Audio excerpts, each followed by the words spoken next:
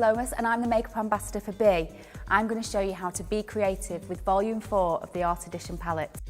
There's a choice of 4 great colours to create a really dramatic look. Now you could blend them all together or you could choose one. I'm going to use a couple of tones. Now I'm going to use this blue on the outside corners of the eyes to create almost a bit of a wing effect, to create a really nice V shape.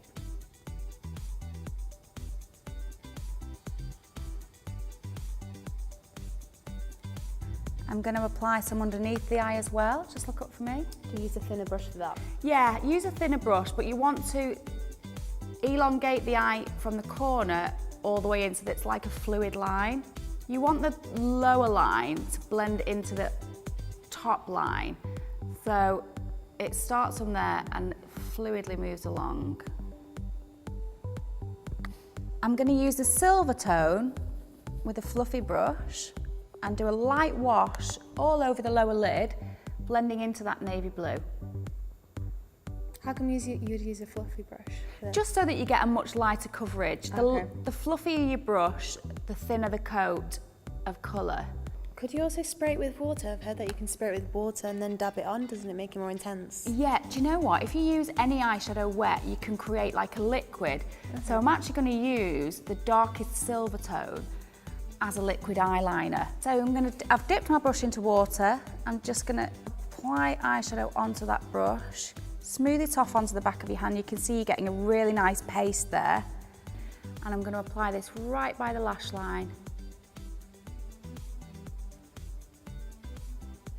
This just gives a lot more intensity and drama to the eye. It's good for the smoky look. Yeah, it is, and it doesn't take too much work. If you're not good at your liquid eyeliner like me, this is a lot easier to use. It's much more user-friendly when you do it with an eyeshadow. I'm just going to blend the outside corner of this a little bit, just to soften. You'd use a clean brush for that. I'm using a clean brush, yeah, and this just takes a little bit of the product off. Now I'm going to use the highlighter. You can use your finger or I'm using a brush just to sweep underneath the brow. Does this make it really stand out? Yeah, it really helps to lift your eye. And also, if I rub it over the corner of where I've done that wing, it just softens it slightly. And then you want to also put this just on your cheeks, on the top of your cheekbones and up towards your temple. I always like to use a little bit of highlighter over the Cupid's bow too, and in the centre of the lips because it helps to give a really nice fullness to them. Would you keep the lips quite nude for this look? Yeah, when you're doing something really smoky and really graphic, it's nice to have quite a nude lip. Now there's 2 different shades of blusher. We've got a peachy and a pinky tone. So depending on what colour that you use from eyeshadow would depend on what colour blusher that you use. With a blue, it's really nice to use a peach tone, and with the silvers, it's really nice to use a pink. So because the blue is the primary colour in this, I'm going to go for a peach. Just smile for me. You don't want too much colour on the cheeks because the eyes are so intense, so it's got to be quite soft.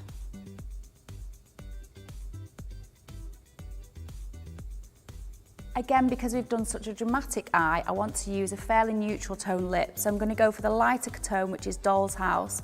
And this is keeping in the kind of peachy tone that we did the blusher to. So just a really lightweight wash. Put your lips together for me. Make sure you get right up to the lip line. Your lip line is actually the white line that you see running around outside of the pink.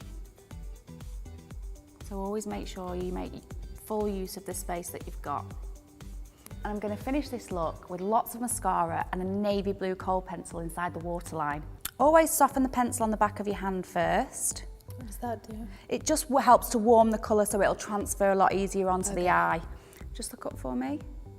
Tip the lid down and really run back and forward plenty of times until you've got a really good base of colour.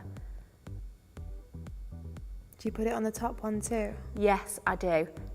Once you put it on the bottom, it will automatically transfer into the top waterline. But if you're not too squeamish and you can do it, I would most certainly line the top as well. Just look down for me. For this look, you really want to pile on the mascara.